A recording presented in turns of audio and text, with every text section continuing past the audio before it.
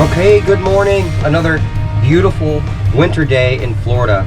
A little chilly for us Floridians. It is in the 50s today. I actually have my foul weather gear on. I probably look a little bit ridiculous to anybody from up north in 50-degree weather. But actually, you've got my front curtains up, a little bit of wind protection. One thing I really like about these walk-arounds, you can just put up some quick curtains and I just snap them on, and I have a fully protected little area here. So I don't know if you can see on the camera, but anyway, plan today is to go from the Dunedin City Marina out to let's see, we're going to Tarpon Springs today. Originally was going to go to Anclote Key, and the weather is not favorable for that. We're looking at 15 to 20 knots of winds out of the north today. That is the absolute worst direction at Anclote Key. There is no place to safely get in there and get near the beach when the winds are that high out of the north. So change of plans, gonna go up the Anclote River, grab lunch in Tarpon Springs, and we'll see how it goes. If I can go in from the Gulf, I will. I'm gonna take a quick look at the weather here in a second, and I'll show you what I'm looking at. If not, we can take the intercoastal all the way there and stop for a couple drone shots along the way. All right, we're getting out of the marina here and into the channel now. Well, someone had a bad day during this last storm that came through here.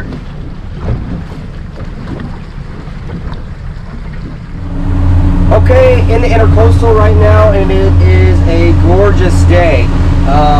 These curtains are making it very pleasant. So it looks like the Gulf might be a little bit too rough today. I'll show you on Predict Wind what we're seeing out there. So anytime we get colors like this where it's orange and yellow out there, that's 15 going up to 20 knots of wind. That's a little much for me today. I'm not really up for getting bounced around too much. So what I'm going to do is take the intercoastal, and then we'll go to the entrance of the Anclote River and take a couple shots on our way in to historic Tarpon Springs. Part of the reason I want to do this right now, we have a ton of great loopers, those doing the Great Loop, and Tarpon Springs is the endpoint for the Gulf crossing. So we have a lot of people that will be coming in the Anclote River right now this time of year, and kind of wanted to post kind of some shots of the entrance, what to look for, and kind of showcase a little bit about how pretty it is going up to Tarpon Springs. So maybe about an hour, especially going nice and slow, should be at the entrance to the river.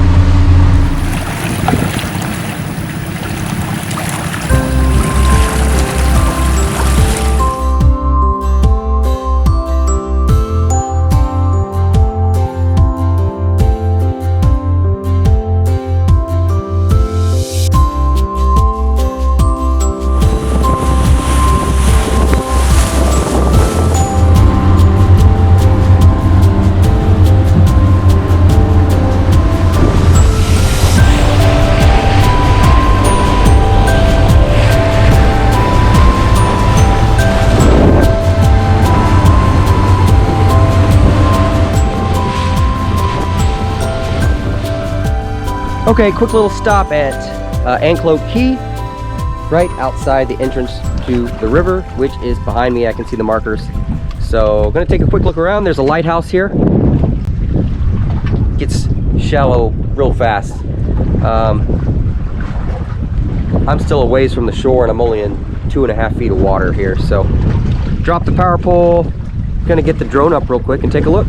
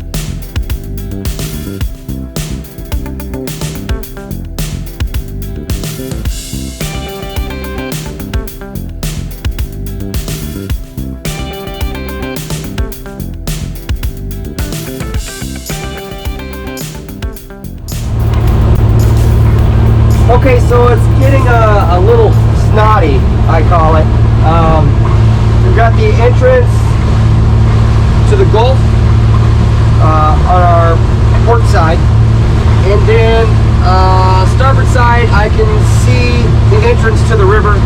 So I'm going to get a little bit closer. I'll get some drone shots and follow me in, and should be quite a bit calmer as soon as we get to that river inlet and start making our way into Tarpon Springs.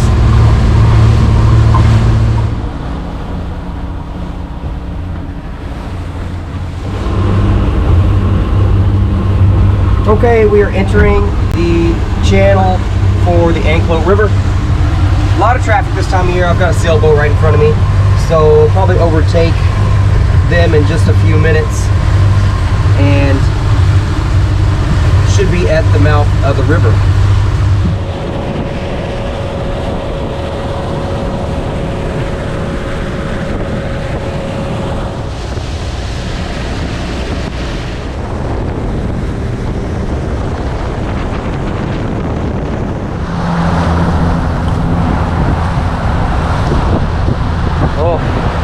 There's another one, and that's a nice boat right there.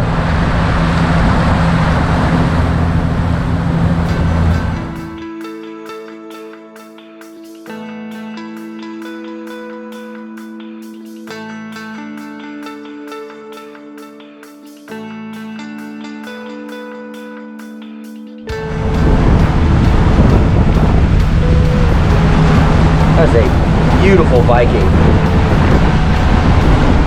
$2 million boat.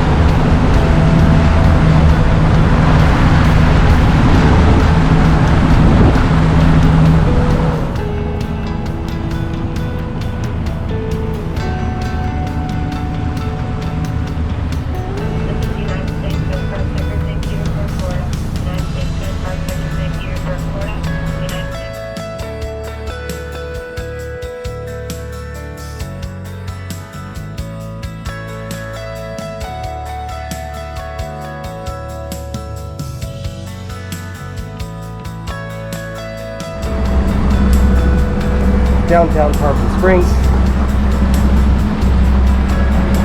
on our starboard here.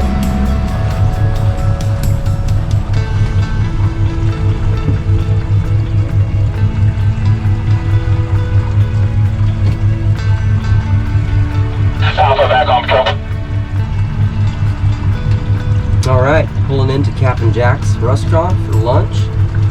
Gets real shallow. There's a shoal right at this entrance. Hit bottom a little bit there, about 2 feet of water. I gotta watch it. There's a sailboat behind me that's grounded.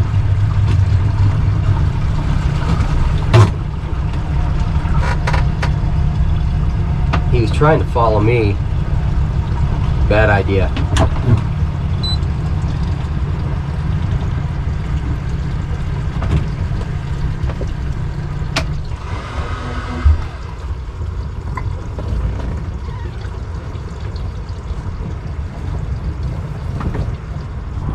Okay, all finished up at Captain Jack's, so we are going to get back on the river here, and I'll show you that shoal on the sonar when we leave here, how shallow it gets.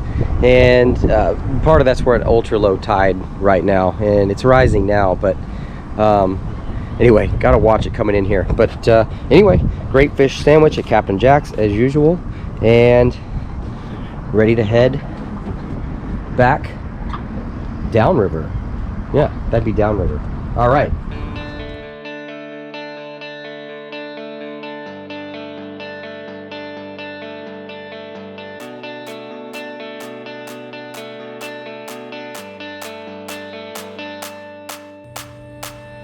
Welcome to Tarpon Springs. They are famous for their sponge docks and excellent Greek food.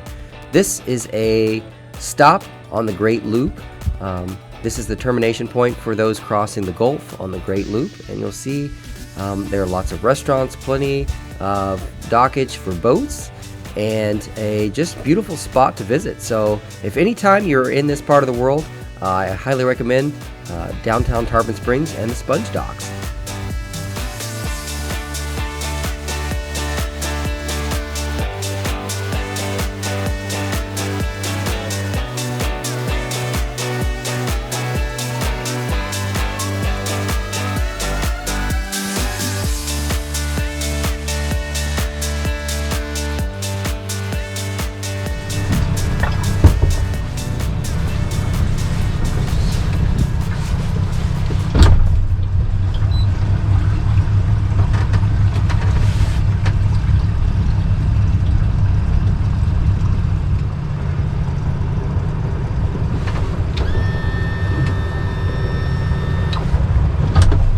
All right, we got Tarpon Landing on the left there, Captain Jack's, and heading back across the river to Tarpon Springs. And this is what I was talking about here. Look at this depth. They've got to watch it. 4.2 feet, 3.6 feet. Hit bottom on the way in, so I'm going to try and avoid that on the way out. Yikes. All right, there we go. Now we're in the channel.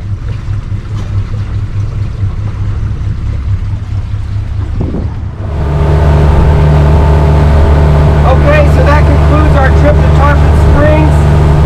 We are passing by the entrance from the Gulf right now, so a little bit sporty.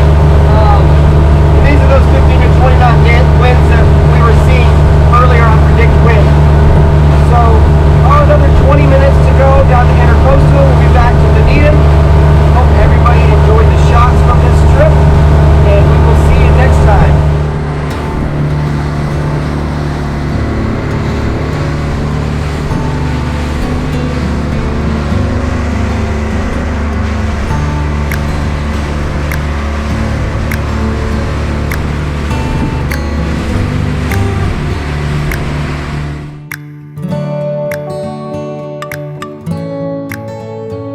Good afternoon and welcome back to the Florida Boat Guide.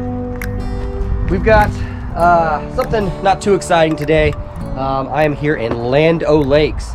Not a whole lot to look at around here. Area of lots of natural lakes form in this part of the world. So there are a ton of just freshwater spots for people to drop their wakeboard boats, lots of pontoon boats, that kind of thing up here. We're a little ways from the coast. But got a call from this customer. This boat's tagged from New Jersey, and I don't get many that stump me, but this one here has absolutely no markings on it whatsoever, and I am not sure what the manufacturer is. But what's interesting, it almost feels like plastic, not fiberglass. So I'm going to take a look around here. Owner states that the fuel is bad, there's water in the tank, so I'm going to open it up real quick and do our thing. Okay, so walking around the back side of this boat, and I'll pull it up a little bit closer, but I'm not crazy. This is not fiberglass. This is something different. So anybody knows, let me know in the comments section. We've got a Suzuki 140 horsepower 4-stroke on the back here, and you can see these panels. This is almost built like an industrial boat, industrial offshore fishing boat. But and it says here some kind of XL industrial panels, lifetime transom, stringer, floor warranty, Greenwood Forest products. So it's different. I'm going to do some research on this one, try and figure it out. So gonna hop aboard here and take a look at the tank real quick. Okay, we are on board. This looks like about a 20 to 22 foot center console, and that's about all that's here is a center console. What looks like should be the live well and fishing deck. So not a whole lot going on in this boat, but man, you can see the side here. I mean, I swear that feels some kind of a composite material, definitely not fiberglass. So pulled up the access hatch, and classic case of water sitting around the sending unit, and you can see water. And this gasket here was bad. And what happens in these plastic tanks, they heat up during the day, they expand, they contract at night. When it cools down, that up down around this gasket, you have water sitting here. Well, that water is going right in your gas tank. So real easy. I can also see this screw is not in there, so that's an obvious problem. I haven't even opened up this tank. I can tell you what the issue is. So that's going to be real quick and easy. Going to take that off. Going to probably replace that sending unit and the gasket, seal it up, get all that water pumped out of there, clean out the tank, and send them on their way. Okay, so before I do anything, I want to get all of this water cleaned up, because I know there's already water in the tank, but there's quite a bit here, it appears. Yeah, so let's suck all that out before we do anything, so we don't let any more water in the tank it's already in there.